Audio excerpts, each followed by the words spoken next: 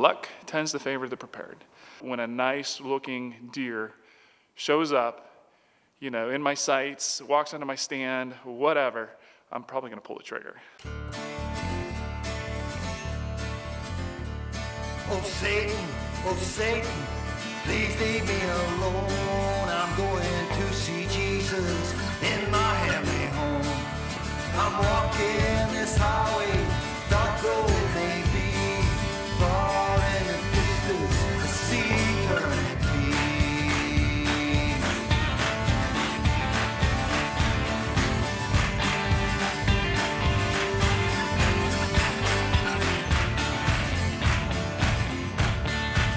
Oh Satan, please leave me alone.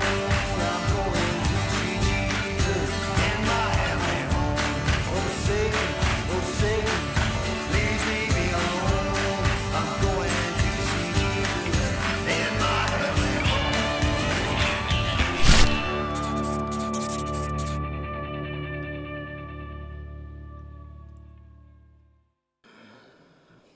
Haha, pulling the trigger. Such a good feeling, isn't it? As Chad alluded to there at the beginning.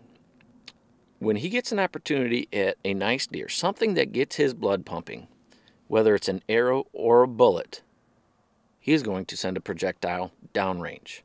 You know, everyone's hunting styles and goals are a little bit different, and that's the way it should be. And there's nothing wrong with any of them. So much emphasis these days is placed on shooting the biggest buck. We've made it a competition, and that's not what hunting should be about. And I'm just as guilty as anyone. I will be the first to admit it. But guys, if something comes in and it gets your blood pumping and you're excited about it, send it. Let it rip. That's what it's about. If you're happy with it, let it go. You know, so much emphasis is placed on shooting the biggest buck, and we spend a lot of time, or people do spend a lot of time bashing each other for shooting inferior bucks. That's wrong. You know, keyboard warriors on the internet, blah, blah, blah. Put it to rest. Go out and hunt. Have a good time. That's what it's about, getting close to Mother Nature. You know, that being said, I personally do enjoy the chess match of locating and ultimately killing a big, mature deer. That's my goal. The downfall to setting that goal and having that desire is exactly what I'm going through this year. Here we are, 4 days left in the season, and I haven't punched my buck tag. In fact, I haven't even pulled the bow off the hook when antlers were coming in one time this year. That's what happens. I set my goals high, probably too high, and this is what you go through sometimes. After things didn't come together during the rut, I was banking on some single-digit temperatures and some teen-degree temperatures and snow, and we haven't gotten it. We haven't gotten it this year. I think Mother Nature and Old Man Winter probably got together and just said, you know what, we're going to cancel this year's winter. So, yeah, here we are, 4 days left to go. Haven't punched a buck tag, and I'm probably going to slide out tonight and try to end my season, fill my last tag with a doe. I want to put some meat in the freezer, god darn it. So anyways, that's what's going on right now. But for now, let's get back to Chad as he enjoys creation and tries to fill his tag on the second day of Ohio firearms season. All right, so just breaking daylight, day 2 of the Ohio firearms season. Standing up overlooking this field, the same spot as I hunted last night. After camera light and borderline shooting light, had 5 deer come out to my right about 60 yards. 2 bucks. One was a decent one, but I really couldn't get a good look at him. So I opted not to shoot, and I'm glad I did. But anyway, hopefully my luck changes some today. Already had 7 does in the field. Got a little bit. I don't know how good it's going to turn out on the footage, but they're out there about 170 yards or so. Turkeys are starting to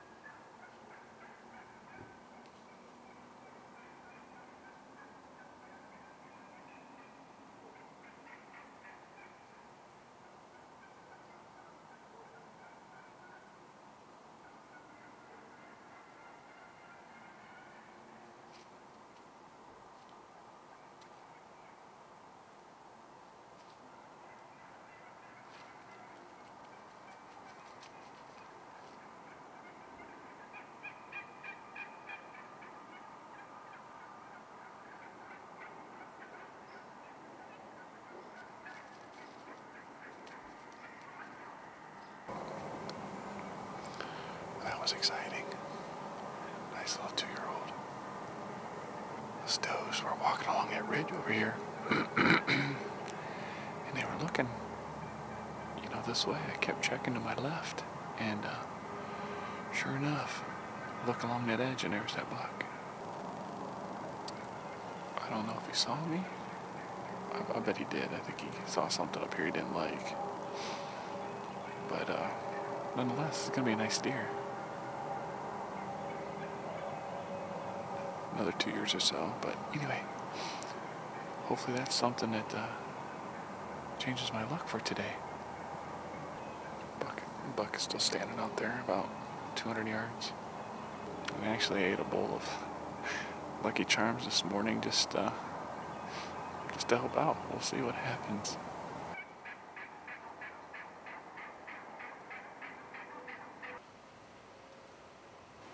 Alright, so got down to the tree stand. It's about 10 o'clock or so. Come down to this, on my way out, there's this bottom area, and got a southwest wind, so the wind's kind of coming off, as you see me, off my left shoulder out this way. I'm gonna sit in this bottom. Hopefully the deer will funnel around in here. And actually, when I initially sat up, when I come down here and decided to sit here, get out of the wind because I'm freezing, I saw some does back in there. So I thought I saw antlers, but I wasn't sure. They're out there about 150 yards, so they were gonna sit here till about 3, till that's when I gotta go. My daughter's got a basketball game, so we'll sit here and just see what happens. I got the tripod and stuff, so it should be okay. All right, you guys aren't gonna believe this, but I've been sitting here. It's about 5 after 12 now. I've been here about 2 hours, a little over 2 hours, and like I said, when I initially got in here, I saw those does. Well, periodically through here, I could see a doe moving and this and that, and finally, I did see the antlers again, which I thought were antlers, and nice buck, really nice buck. I shot about a 90-yard shot, 80, 90-yard shot, I'm thinking, but I couldn't tell if I hit him. He just whirled and took off, and has me a little concerned that he didn't really react to the shot other than turning and running away. I didn't hear the bullet hit or nothing like that. But I must not have hit the record button because I didn't get it on film, and I didn't realize that until I went to look, rewind the video and see it, and there's no footage. That's right, no footage. If y'all can imagine sitting there waiting on that moment, the moment to arrive, and when it does, not only do you just get to put the crosshairs on the animal, click the safety off, and squeeze the trigger, now you have to reach over, hit record, make sure a moving target is in frame and in focus. Then you can get back on the firearm and try to seal the deal. It's a difficult task. Filming hunts in general is difficult, let alone self-filming. You know, between Richie, Troy, Bo, Mark, and myself, we have well over 50 years of experience filming hunts, and things still happen to us. It's the nature of the game. Self-filming is an extremely difficult task, and maybe that's something we'll go over down the road, is how we self-film hunts and how we set up the camera and the tools and equipment we use. But I know Chad, he is in his rookie year. It's the first time filming hunts, and he's disappointed, and it stinks. He fat-fingered the button, but it happens. I hope you all can forgive him. I know that I do. But let's get back to him and see how this plays out. We're just walking in to do the recovery of this deer. Hopefully I hit him. Goofy Josh finally arrived, so we're gonna walk in. Where this deer was at was actually on the opposite side of this creek, and it's gorged with water. There's no way of getting across it. I thought about going across the log jam, but it's deep. I didn't want to fall in, so backed out, called Josh, had to drive the country mile to the back side of it, and we're heading in now. Hopefully we find a deer. I'm not real confident right now. I'm a little nervous to be honest with you, so we'll go in and see what we can find.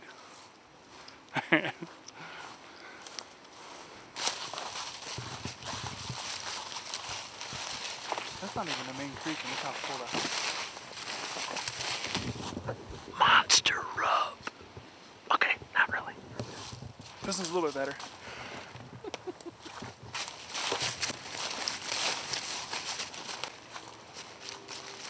All right, we're close to the area where I shot the deer at. I actually put my shooting sticks down, and I put a stocking hat, orange stocking hat on it, so once I got on this side of the creek, we'd be able to get a bearing of where I was at, and maybe where the deer was standing, that sort of thing. So, like I said, if we didn't hear this, I didn't hear this deer fall or anything like that. Didn't see him fall.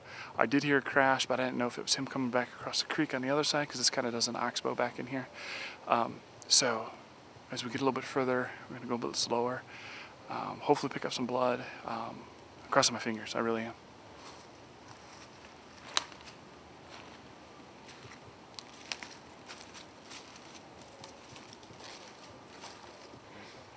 I don't know. I mean, look how much stuff I had to shoot through. I don't know. You think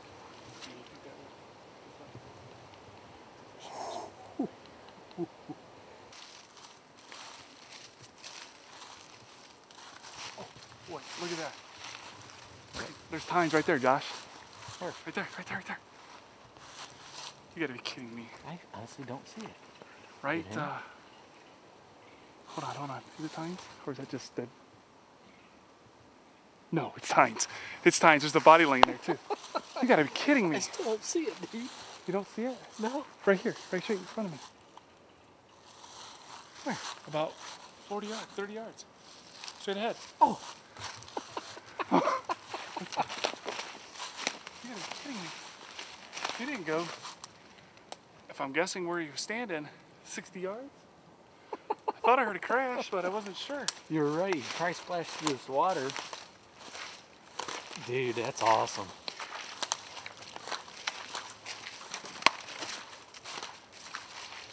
Oh. He's a good one too. Oh, He yeah. looks good. I got him now. I don't know what direction to take you.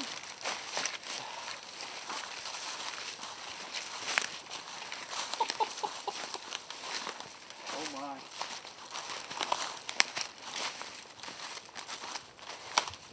Oh my. Oh, yes. Dude, he's got character. Oh, yeah, he smoked him, dude.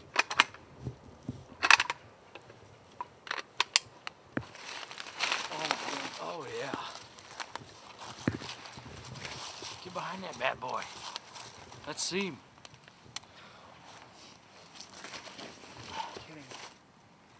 No blood at all. Oh yeah, he came right through here. So we were on the right. We're on the right direction. Yeah. Lift him up. Oh. Check that out. Oh yeah. Sweet. Okay, so this morning I was hunting in the tree stand at daybreak. Sat up in there. It's a little before 10. Decided to get down. Kind of overlook a new area that I haven't had an opportunity to. Got set up in this area, and from that point on, things kind of went crazy. Saw some does getting bumped by something, or at least scurrying around down in this thicker area, and next thing you know, I saw tines. I saw this guy bumping the does back and forth. You know, I finally got my opportunity to take a shot, reached over, hit the camera, got my gun on the sticks, took the shot. To your world, I couldn't tell if I hit him or if I hit him or anything at all. He just tucked tail and ran dead away from me. Grabbed the camera, went to look and see, just to review the footage, just to see if I could see something, and lo and behold, no footage. I didn't hit the record button for some reason or whatever. Fat fingered it in the heat of the moment. Whatever happened, it didn't record. You know, I'm sorry, it happens. You know, with him bumping does in this thicker area, I had my window of opportunity, I took it. You know, fat fingered or pushed the wrong button, whatever. Nonetheless, I didn't hit record. So, sorry about that. I am tickled to death at this deer. What a way to end my 2019 deer season. Now, Jackson's turn. Can't wait to get back out here and do it again with him. So hopefully he can get it done. But I am happy with this deer, and my season is done.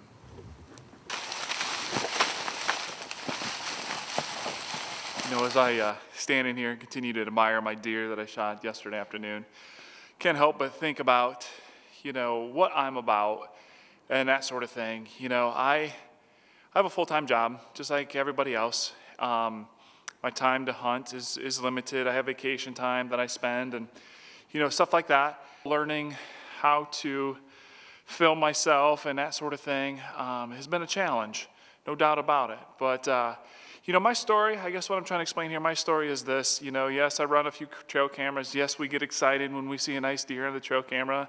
And, you know, I don't necessarily target those deer. What I do is just say, man, it'd be nice if that deer walked in. Man, I'd shoot that deer in a heartbeat if he walked in. To sit there and like scout and scout and scout and scout and devote all my time into scouting and all that, I don't have the time to do that. If I have time to scout, I have time to be in the woods. And, you know, Jackson is the first and foremost on this, so when he has time, he's got the hot seat, you know. And taking on this filming thing kind of helps that out, I suppose, in a way. He has fun with it, he still has passionate about it, and I'm excited, and I get maybe even more excited than he does when, you know, his opportunity arises. You know, I get excited over a doe. You know, my doe kill this year, it was the first time self-filming, all that sort of stuff. It captured a true emotion of me. You know, I get shaken. Even after this deer, I was shaken to no end. That's me in a nutshell. I don't have a story for every deer I shoot. I don't have history with many of the deer I shoot. I have killed some really nice deer. I'm always a fan of luck, and there's a quote that I heard a long time ago, and I kind of use it, you know, in my line of work to use. And this quote is this, and I can't say where it came from or whatever. Luck tends to favor the prepared. So whether it be preparing, you know, in the off season, target practicing with your bow, with your gun, all that sort of stuff, just keeping your movements to a minimum, you know, just everything that you do, you know, just always be prepared. Luck tends to favor the prepared. So as you continue to watch our videos and see our pictures on Instagram and Facebook, know that I'm just like you. I'm just like the average Joe hunter that has a little bit of vacation in his bank, that he takes a couple days off during the archery season, a couple of days off during the gun season, has kids, that's involved, you know, very heavily in athletics, has a wife who works full-time as well, and, you know, I'm just the average Joe. Trials and tribulations of self-filming, and Josh and I and, you know, the rest of the team putting this webpage together, this YouTube video and this Will Hunt Life, the Will Hunt Life, I should say. It's been fun. So thanks again, and one chapter ends, next one continues.